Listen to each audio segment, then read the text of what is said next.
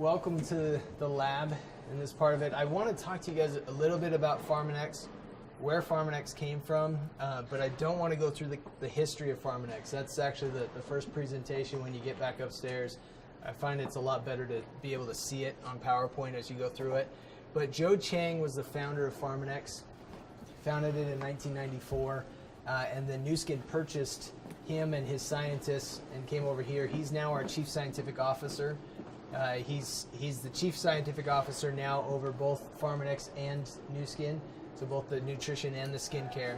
We have about 75 scientists on staff. Numbers fluctuate from time to time, but right around 75. About 40 of those are PhDs. And those PhDs are in 13 different disciplines. And then we own 4 labs ourselves, 2 here in the US and 2 in China. So this is our main R&D center. We have a duplicate one of these in Shanghai at our headquarters there. And our headquarters there is the equal square footage as both of these buildings there too. And then we have a clinical research center in Beijing. And then we also have the LifeGen Technologies lab when we purchased LifeGen that's attached to Madison, Wisconsin. And so we'll talk a little bit about those. When it really comes down to it, that clinical research center in Beijing is really what sets us apart. As every product that we put out has a double-blind, placebo-controlled, crossover randomized study, typically done by Stanford. They've been done by a lot of different universities, Tufts, Harvard, Yale, University of Utah.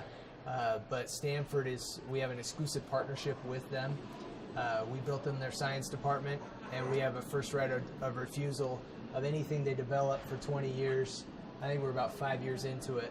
But so if anything for the next 10 to 15 years or so that they develop that could be used for skincare or nutrition, we get first right of refusal with it. The reason I want to bring you through this lab, though, is I want you guys to understand some of the backgrounds.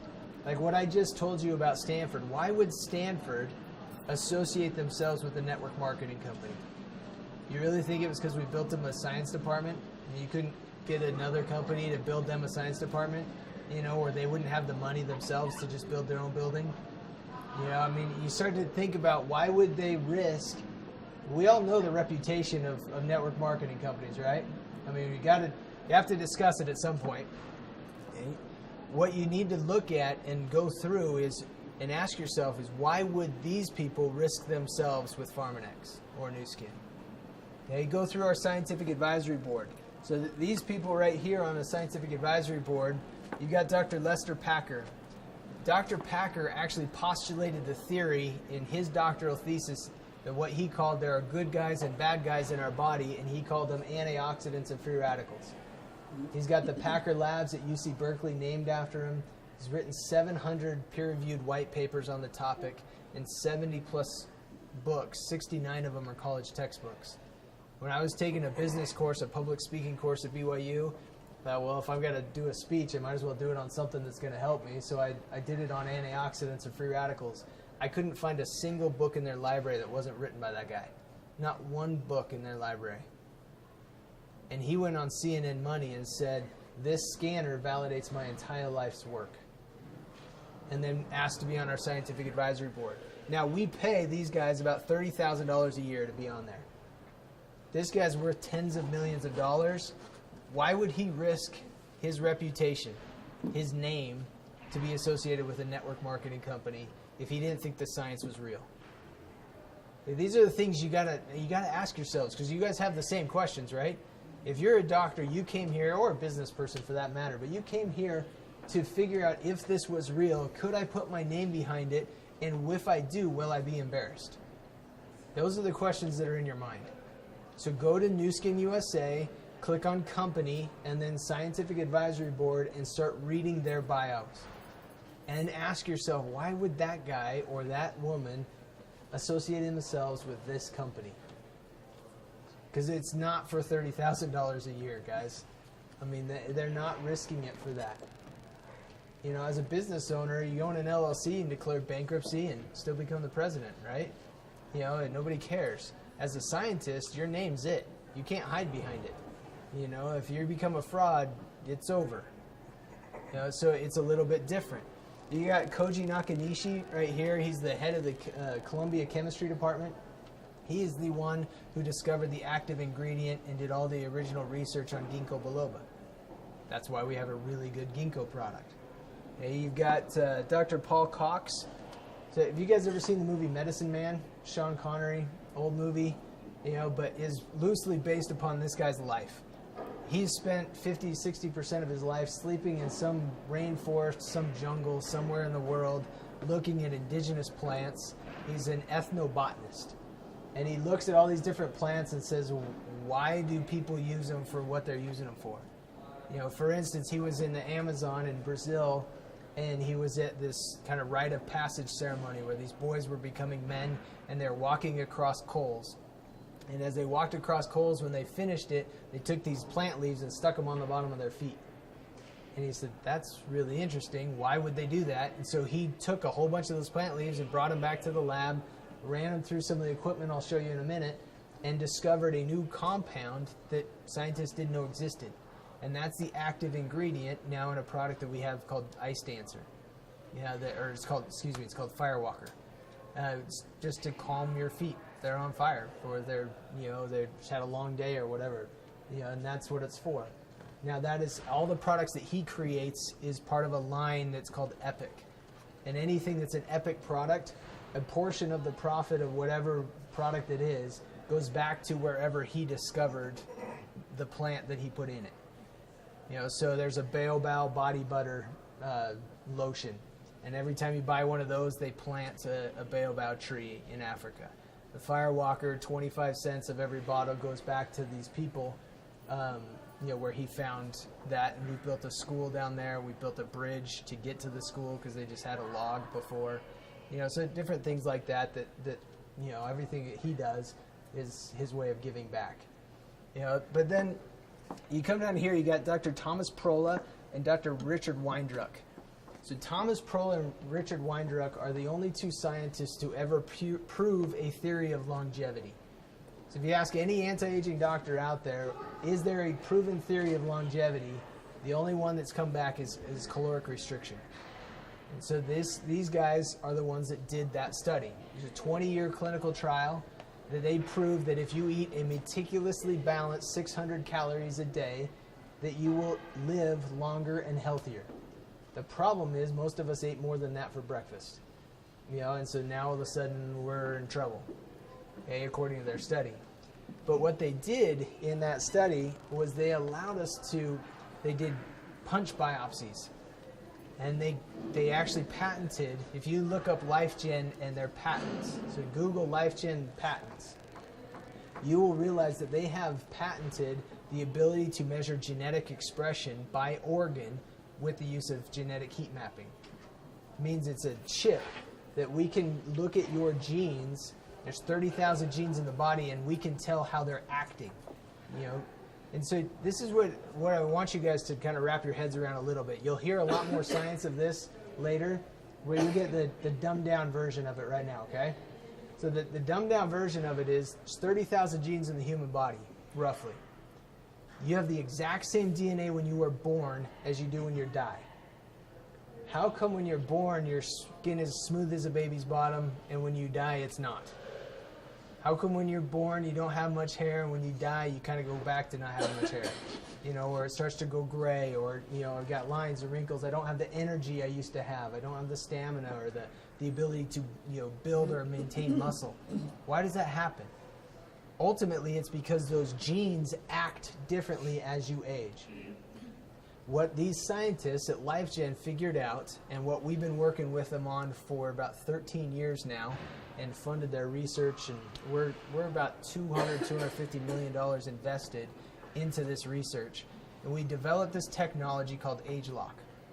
Now, AgeLock is a technology that we can apply to multiple products. It's not a product, it's a technology that we can apply to both skincare and nutrition. So on the skincare side, the easiest way to explain it, there was a company, I don't remember the name of it, a big skincare company that had a commercial a couple years ago that said, we found the fountain of youth, and it's one gene called resveratrol. You guys ever remember any of this sound familiar? That company was fined over $100 million by the FTC for saying that. 100 million, because they didn't have any proof. But think about that logically. If there's 30,000 genes in the human body, resveratrol is the only one that controls lines and wrinkles? Does that make any sense? I mean, it just doesn't make any sense. You guys know how complex nutrition, how complex health is, you know, how complex the body can be. That doesn't make any sense. But what we figured out is there's 60 genes that change the way they act as you get older. 2 of which are elastin, which everybody's heard of. It produces the collagen and the firmness in your face, and elastase. The only thing that we can figure out by science that elastase does is break down elastin. That's all it does. And when you're a baby, your body produces next to none of the elastase and produces a ton of elastin. But on average, by the age of 27, your body stops producing elastin. It's done. And it just starts producing more and more and more elastase. And now all of a sudden you get sagginess in the face and lines and wrinkles, and these things start to happen. And you're wondering why. Well, it's because your genes are changing the way they act. We now have a number of skincare products that are clinically proven to reverse that and get those genes to act the way they were acting at the age of 20. I mean, within 90% clinically proven. So within 90% of the way your genes produced elastin at the age of 20 and the production of elastase. And that's why our skincare products are so unique. Because we're not just trying to cover it up or, spackle and putty. We're trying to change the way your skin is acting and change the way it was back to the way it used to be. No matter what your age. It doesn't matter if you're 80 years old, we can get you to produce the elastin and the elastase and 58 other genes to have that the same as the way you were producing it at 20 years old. And that's unique. That's really different. From a nutritional standpoint, we have a product. We got a couple different products. The first one was called Vitality. And Vitality took 52 genes in the mitochondria of the brain, heart, and muscle tissue. And all of a sudden it started to change the way, your energy, stamina, libido, the ability for older people to build muscle and maintain muscle. That's not supposed to happen. You're not supposed to be 75 and be able to build muscle. But we've had a lot of people, anecdotally, that have been able to do that.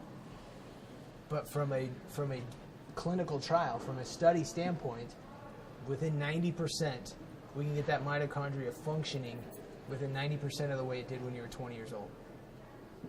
That's what's amazing. Now, as you look at these products and the way you look at it, if you look at Vitality, there's a lot of ingredients in there that they won't tell us because it's a patented blend. But one of the ingredients in there is called ginseng. We've all heard of ginseng. We've all probably had ginseng at some sushi restaurant or something like that. You can get ginseng anywhere. But they spent 3 years studying and figuring out which strand of ginseng, combined with the fact that there's 13 good manufacturing processes to manufacture ginseng. But they figured out that there was only one strand and only one of those 13 good manufacturing processes that would produce the desired genetic benefit. That's what makes the product unique. It's not the fact that they have ginseng, and people all the time tell me, well, they look at it and they're like, well, I already take ginseng. Okay, but it's not the same strand with the same good manufacturing technique to get the genetic benefit to your mitochondria as what Vitality does. Does that make sense? So that we go through this, and you'll hear a presentation up there about the 6S process. The ability to actually substantiate the claim, but then to also standardize across the board. Every single time you take a pill, it's the same amount of every ingredient that's in there. Do you guys know how hard that is to do with nutrition, with a natural product that can vary widely by every harvest? It's very technical. It's very difficult to do. But that's what we're doing in every one of those pills, every one of those products, because that's where we know it works. So let's move down to this next window down here, and I'll show you kind of how we're doing some of that. So what do you do in Boston? Me? Guys, so these machines right here, they're called high performance liquid chromatography machines, or HPLCs. You got, 10, 15 of them, somewhere in that range. The cream colored one's about 75, 80 grand a pop. And then you see the ones with the taller tacks, there's taller stacks, excuse me. Those are about $180,000 a piece. That is the only way to measure the amount of antioxidants in the tissue.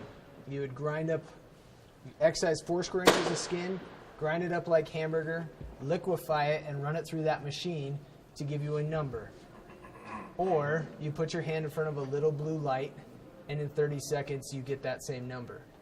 Now I will give you that HPLC is not more accurate, but will give you a broader stroke as to exactly how much of all 18 carotenoids that can be found in the body. My question to you is, how many of you can name all 18? Let alone, could you explain or want to explain to your patients which food they have to eat to get all 18? You know, what we're trying to do is simplify the process. With our device, with the scanner, if you took the lab unit, we can tell you how much of all 18 are in there if we wanted to. But the problem is, what good does it do you? If we can simplify it and make nutrition, which is so complex, and simplify it down to a number, now all of a sudden it becomes a lot easier, right? Now all of a sudden you can talk to your patients about it, and it isn't a 20-minute conversation, it's a 1-minute conversation. Your number's low. It's like cholesterol. I mean, how long could you talk to your patient about cholesterol? Really? I mean, for them to really understand it, maybe an hour, 30 minutes? I mean, somewhere in that range. You're not going to do that. But everybody knows 350 is high, 150 is okay. You know, that's what people know. That's what we need to get this scanner number to be as well. You know, higher is better, and you want to be over 50,000 and as high over 50,000 as you can be. You can look at your patient in the eye and say, you know what, you're low, we need to get that number up. This is a way to do that, this is what I recommend. It's that simple, that's the conversation. Okay, the other way to look at that machine, if you poured a Coke into that machine, you can tell every single ingredient in that Coke, how much of every ingredient, and more importantly, the quality levels of every ingredient in there. Okay, we all know if I go to McDonald's and get a hamburger, or Ruth Chris and get a steak, same cow, okay, but different quality, right? We all know that. But how come when it comes to nutrition, people don't think that way? They're like, well, I got vitamin C over here, and your vitamin C is a little bit more expensive, you know, but I'm getting it here, so it's the same thing, right? It's not. You know, is it natural? Is it synthetic? You know, is it ascorbic acid or something else? I mean, there's so many different variables that go into it, but people don't really necessarily look at the quality levels of it, which is why we have to have that scanner so we can prove whether or not it's being absorbed. Does that make sense? Okay. Another cool anecdote, if you spit in that machine, we can tell you what you ate in the last 24 to 48 hours. I thought that's pretty cool. I don't know if you want us to know that, but I think it's pretty neat. All right, guys. So this room right here, you're going to have to gather in tight because it's a small window.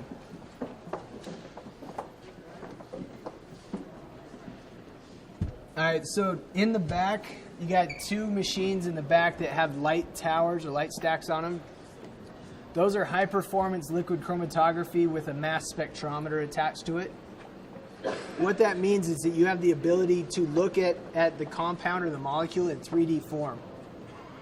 So we've actually taken 27 products and submitted them to the U.S. Olympic Committee for testing. All 27 of the products that we've submitted have been deemed worthy of Olympic consumption by the USOC. They have a number of those machines in their lab because what it does is when they're submitting it for testing, we're not just talking about LifePak. You know, we're talking about shampoo. We're talking about our soap, different things like that. And they're looking at it and they're saying, okay, does this mask a drug? You know, mask a false negative or a false positive? Does this make them fail a test? It isn't just, did I consume LifePak, pee in a cup, and I passed or failed. They're looking at it and then saying, okay, I can look at this molecule in 3D form, and what if I added creatine and protein? What if I added a synthetic, steroid to it? Would it morph the compound into something that would still pass the test? You know, all this stuff, very sophisticated testing. It took about a year for each of these products to get to go through this testing before they said, okay, this is worthy of Olympic consumption. In 2002, we were the first official suppliers to the Olympic Games. Not just a sponsor, but supplier. You know, in 2002 to about 2012, when we stopped paying the 30 million or 20, 30 million a year to put the rings on the box, you know, about 50% of Olympic athletes around the world were consuming our products every day. And the reason being is because they work. They've got clinical trials on them. You know, there's one product we've got called Cordymax. Cordymax is the main ingredient in Vitality now, but Cordymax is clinically proven to increase your VO2 max by 18% per cell in the body. In an Olympic level athlete or somebody that's training and eating in a way to already maximize their VO2, it still increases at 1.8% per cell without failing a drug test. And that product's amazing. Up until Vitality coming out, that was my favorite product because I could feel it when I worked out. You know, and now Vitality just kind of adds it, makes it even that much better. Okay. Then you got this machine down here with the silver tube that kind of comes out like a J. That machine is called an inductively coupled plasma machine, or an ICP unit. It's about $1 million piece of equipment, roughly. And that piece of equipment, when you turn it on, has a gas argon flame that heats up to 4,000 degrees Celsius. So it's actually hotter than the sun. It's the best way to inject raw material into it because every material, when it's burned, will emit a different colored light, and that machine can then detect what it is. So think about last time you guys were in a campfire and people start throwing different things in the fire. You know, wood burns at a different color, and then your kid throws plastic in there, and all of a sudden it turns out green. You know, same concept, just a little bit more technical than what I just told you. Okay, but it's the best way to measure raw material or in heavy metals in that raw material, because we've got to be able to detect if lead or mercury are in our product, amongst a myriad of other things that I don't even know exist. You know, that we've got to be able to look at and make sure that they're there. And this machine up front, this is a gas spectrometer with a mass spectrometer attached to it.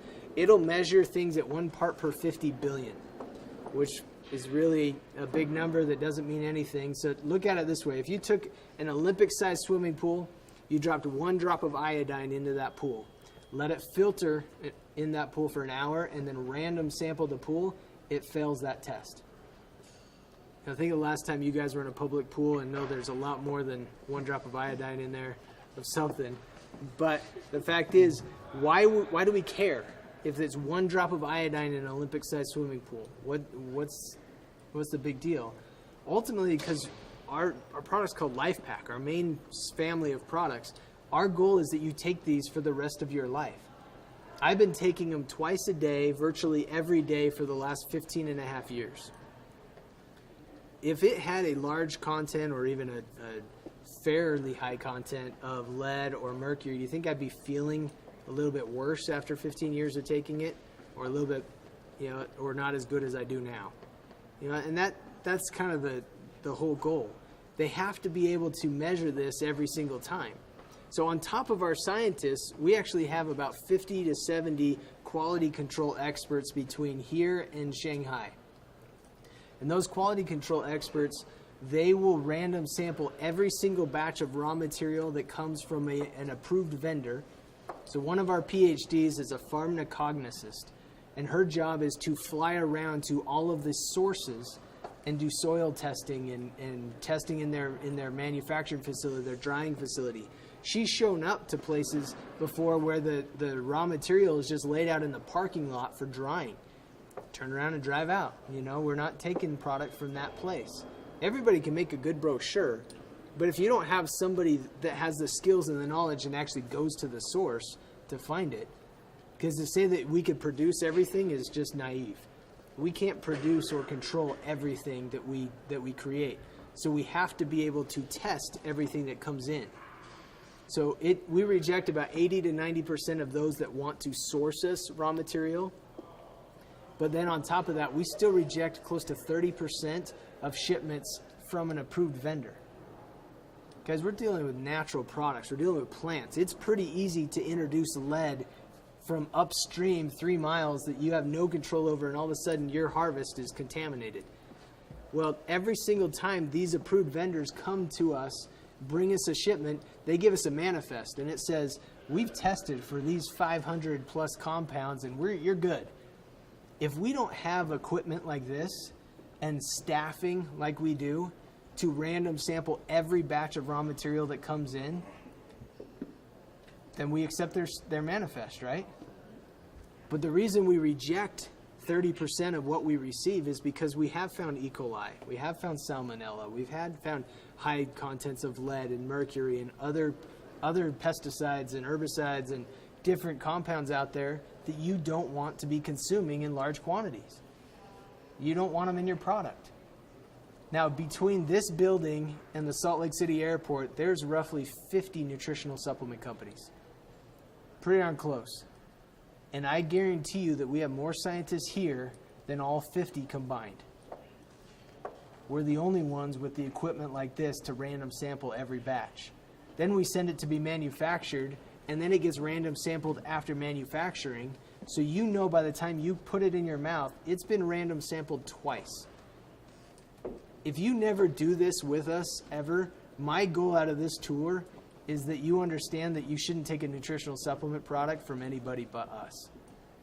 For that one reason alone. Because no one else does that. No one else even comes close. Guys, the Attorney General from the state of New York and the state of Oregon last year issued a cease and desist letter to Walmart, Walgreens, GNC, and Target.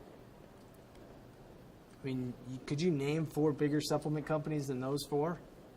I mean, it's not even close. And the reason they did is because when they went in and random sampled their stuff, they found that not one ingredient that was on the label was in the pill. Not one. Those pills were filled with flour, sand, houseplant material, and peanut oil. That's what they found. Now, it's not those 4 companies' fault necessarily, because I guarantee you they didn't manufacture any of them.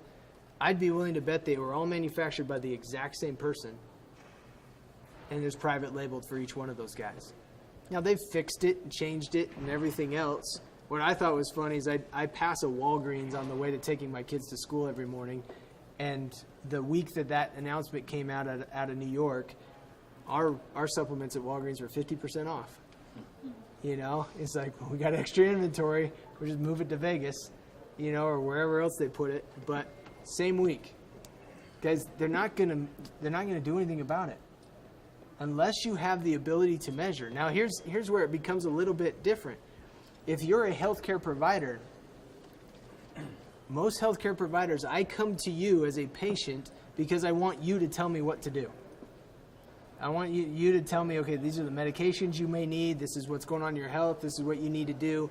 Then when it comes to nutrition, you say, look, you should be taking something because every journal out there says you should take a nutritional supplement. But just go to Walmart or GNC and that 18-year-old or that 80-year-old will tell you what you need. That doesn't make any sense. It makes 0 sense. But the fact is, most healthcare providers are unwilling to say, this is what you should take, because they've never had a tool to prove that it actually helped people. That's why that scanner makes so much difference. That's what allows it to changes everything. And that's why we need more of them out there. Guys, in the 15 years I've been doing this, there have been kids that have died from a kid's chewable vitamin. Vitamin Cottage has been shut down and done product recalls at least twice for high lead contamination. I mean, it keeps coming. When are we going to wake up and say, hey, if we can't prove it, why are we even using it? And that's the whole goal. And that's what sets us apart, makes us so different. That's why this is so important. You know, so I guess with that, does anybody have any questions from a tour standpoint or anything we got going on here? All right, guys. Well, what time is it? We got 9:13. We've got a lot of time, actually. What would you say the percentage of absorbability is in your product? Well, absorbability is going to be based off the patient themselves too, or the person, you know, as far as how that works. You know, we've got a lot of solution tests and things like that, knowing that, you know, proving that if you consume that capsule, it's absorbed by your bloodstream within 30 minutes of consumption. So we've proven all of that from that standpoint, but the real absorption test is that scanner. Does it get to the cells of the body? And so if I expand on that real quick, really what you got to look at is, from an absorption standpoint, every scientist in the world, not every, but most of them we know if you consume food, how it gets into your blood. We know every single step of the process till it gets into the bloodstream. There's not a single scientist in the world that knows how it gets from the blood to the actual cells of the tissue. There's a lot of theories, but no one's been able to prove it. We don't know either. But the fact is, with the scanner, because we're measuring in the cells, we jump past that barrier where everybody else stops their knowledge, and we find out if it's there. And now we can reformulate and feed and measure, and reformulate, feed, and measure. It's a high school science project at that point. In the last 15 years since we got that scanner in 2002, we've reformulated our main products 6 to 8 times because we keep learning. Yeah, and so it is the best absorbed product because we can guarantee your score will get higher on this product than any other product out there. Does that make sense? Okay. So how fast, how early can you rescan to see the improvement or lack of improvement? So we guarantee it at 60 days. We wouldn't recommend you get scanned sooner than 30. A lot of people will do it in 30, but we guarantee that everyone will increase their score within 60 days or we give them all their money back. So that second month. And it's really because it takes 8 to 16 weeks to turn over all the cells in your body, and that's what you've got to do to increase that scanner score. It's the cells turning over.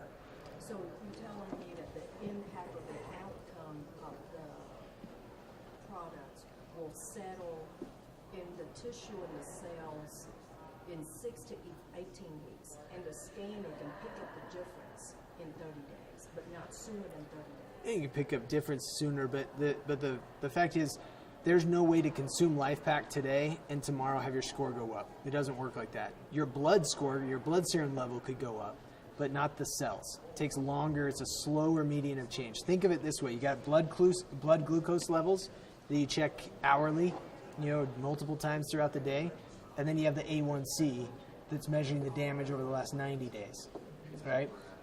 This is the A1C of nutrition. So you could do blood tests every day because that changes all the time, but now this is more of an A1C test of slower median of change.